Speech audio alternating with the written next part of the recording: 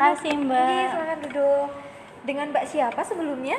Mbak Maliha. Oh, Mbak Maliha. Mbak Maliha, alamat aslinya di mana, Mbak?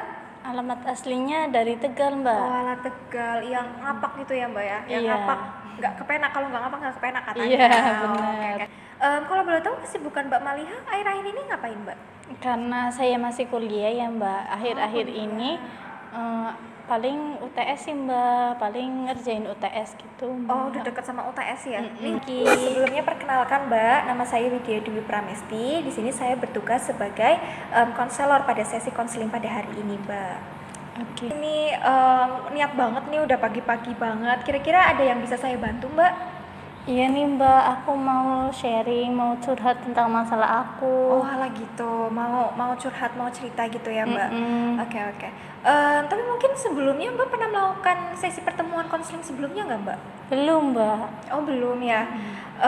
Jadi pada pertemuan sesi konseling ini, jadi di dalam sesi konseling itu nanti adalah suatu layanan yang dapat membantu seseorang itu memecahkan masalahnya, di mana konselor atau ahli ini nantinya ikut serta untuk mengarahkan seseorang yang sedang mengalami masalah supaya nanti si seseorang ini tuh bisa menghadapi atau dapat mengatasi solusinya dengan caranya dia sendiri seperti itu, Mbak. Mungkin sampai sini Mbak ada yang bisa ditanyakan?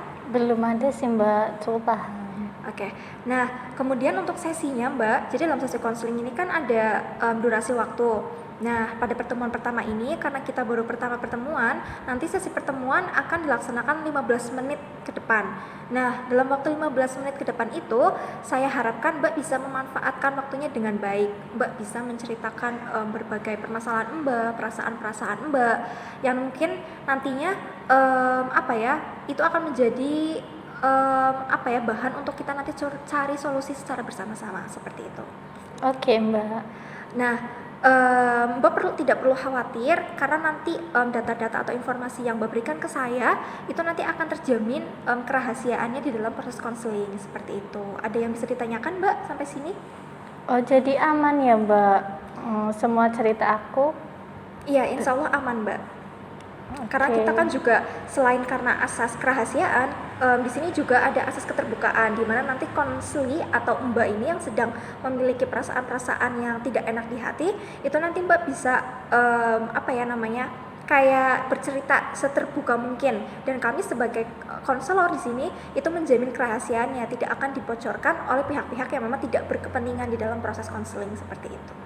Oke Mbak. Oke, nah mungkin langsung saja Mbak, mungkin untuk menyingkat pertemuan kita pada pertama.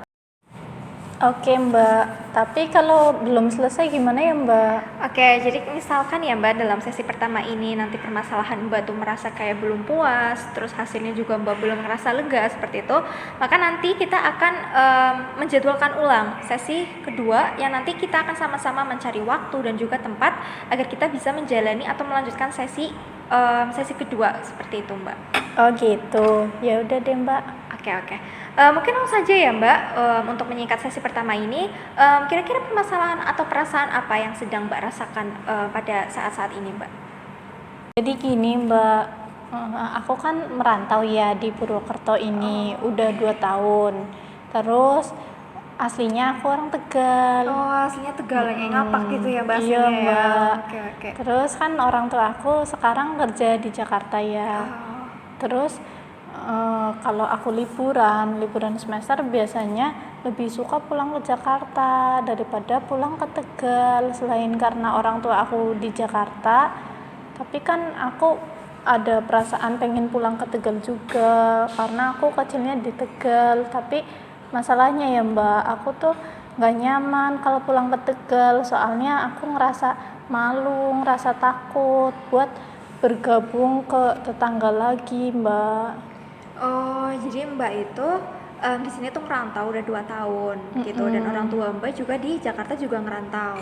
Nah, akhir-akhir ini tuh Mbak pengen pulang ke Tegal lagi karena gimana pun masa-masa kecil Mbak itu di Tegal seperti itu. Tapi secara tiba-tiba karena mungkin udah 2 tahun, itu Mbak ngerasa kayak ada yang beda, udah nggak nyaman lagi di Tegal gitu ya? Iya gitu Mbak. Oke.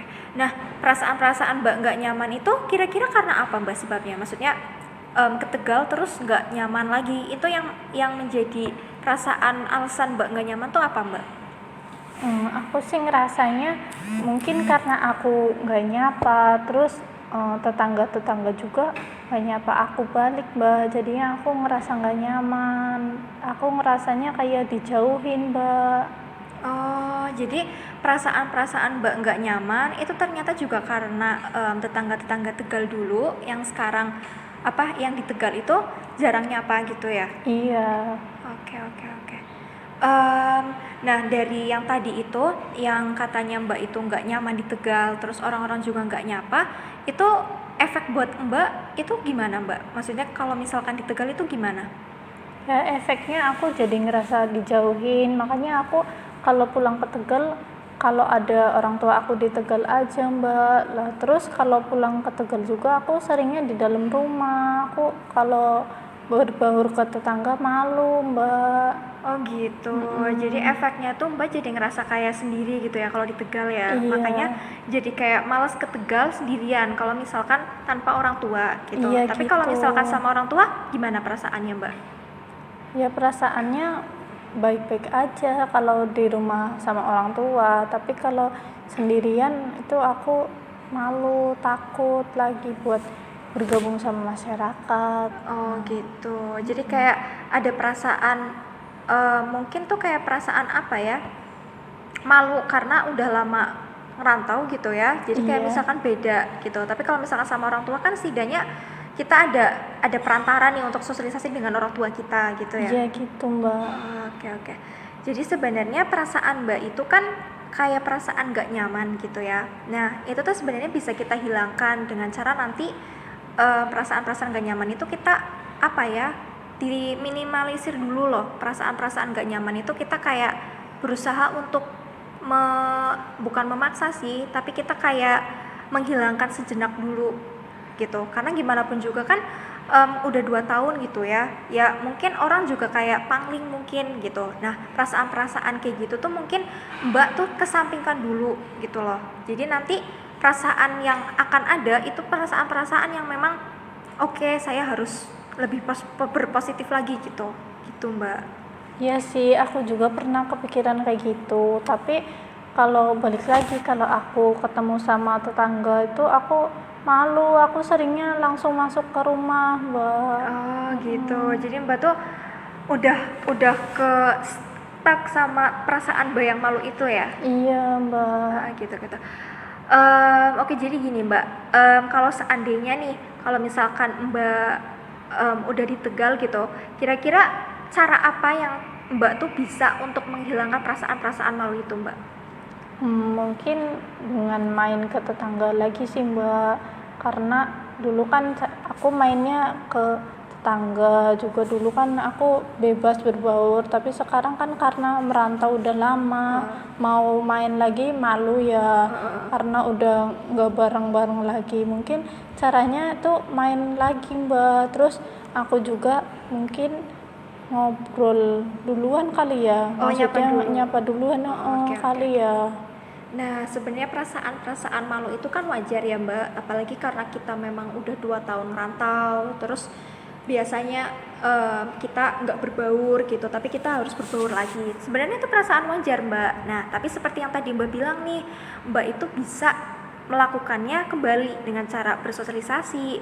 Nah, sosialisasi ini kita bisa lakukan dengan seperti Mbak tadi, nyapa dulu. Nah, itu sebenarnya udah suatu tindakan yang benar Mbak. Maksudnya sapa itu kan suatu bentuk metode yang paling gampang gitu ya, nyapa dulu. Nah, itu tuh sebenarnya Mbak tuh udah bisa loh ngelakuin itu dulu gitu untuk meminimalisir perasaan malu itu Mbak. Oh iya sih, selama ini aku baru kepikiran buat nyapa, cuma buat prakteknya aku belum pernah. Oke. Nah, Mbak kan tadi udah bilang nih katanya Mbak mau nyapa terlebih dahulu. Nah, abis nyapa nanti kan bisa tuh kita main atau ya istilahnya kayak dalam Jawa tuh dolan gitu. Nah, kira-kira kalau misalkan main itu Mbak tuh mainnya ke teman yang seperti apa dulu? Entah itu yang dulu yang paling deket atau tetangga yang samping rumah misalkan seperti itu Mbak.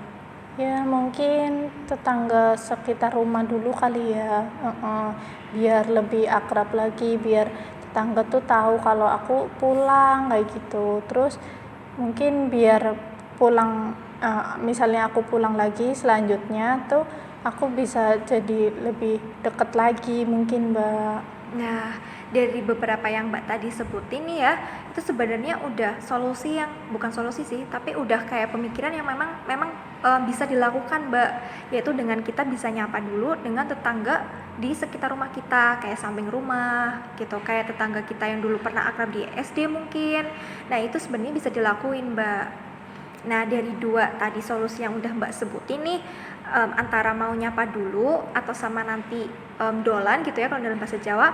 Nah, mungkin nanti Mbak bisa memikirkan terlebih dahulu. Nanti saya akan kasih waktu 2 menit untuk Mbak memikirkan hal tersebut ya, Mbak. Oke Mbak. Oke, Mbak. Cut. Oke Mbak Maliha, dari tadi kan udah 2 menit nih. Saya kasih jeda waktu untuk Mbak Maliha tuh memikirkan kira-kira apa yang Mbak akan lakuin ke depannya jikalau nanti Mbak tuh akan pergi ke Tegal gitu ya. Antara tadi yang pertama Mbak itu mau nyapa dulu, atau yang kedua Mbak itu mau main ke rumah tetangga nih, mau main ke rumah samping rumah atau belakang rumah misalkan gitu. Nah, dari dua solusi yang tadi Mbak udah sebutin, kira-kira Mbak bakal melakukan yang mana dulu Mbak? Mungkin yang pertama kali ya Mbak, kayak misalnya ngajak ngobrol duluan, nyapa duluan, mungkin kalau di jalan ketemu ya nyapa kayak gitu. Apa kalau lagi di rumah terus ada yang lewat, terus aku nyapa duluan kayak gitu Mbak mungkin. Tapi lah itu balik lagi Mbak, kadang-kadang aku tuh masih ada perasaan malu, perasaan takut, grogi buat nyapa duluan Mbak, apalagi kalau bapak-bapak, ibu-ibu ya. Ya semuanya sih kayak teman-teman aku juga, aku malu juga buat nyapanya Mbak. Oke, sebenarnya perasaan-perasaan itu juga normal gitu ya Mbak. Perasaan malu itu kan manusiawi gitu ya. Nah, tapi kalau misalkan kita merujuk nih ke metode konseling, itu tuh ada salah satu teknik di mana teknik itu tuh bisa meredakan perasaan-perasaan yang memang membuat kita tuh nggak nyaman. Nah, salah satunya itu dengan cara mengatur pernafasan kita. Kayak misalkan perasaan takut ya.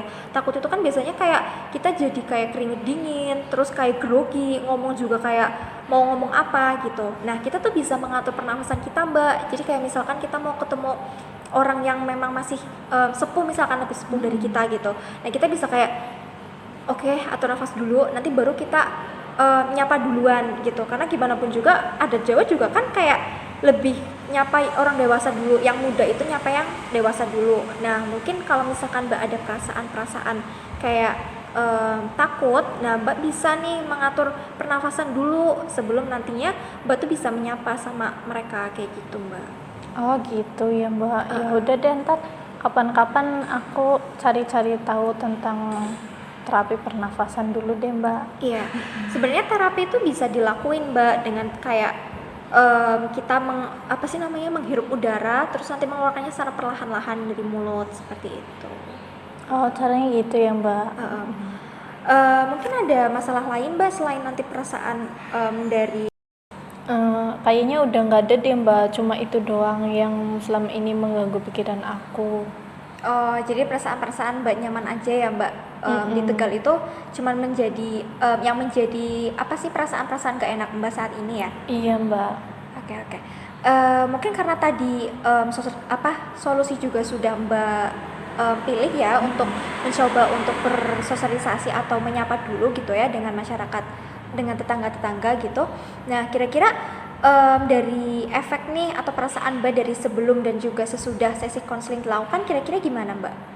Agak enakan sih Mbak. Tadinya kan saya bingung ya Mbak, terus kayak nggak tahu nih mau ngapain ya biar masalahnya ini kepecah. Terus tapi kan setelah curhat, setelah nemu solusi, oh iya kayaknya aku bisa nerapin solusi yang tadi, yaitu mencoba nyapa dulu iya.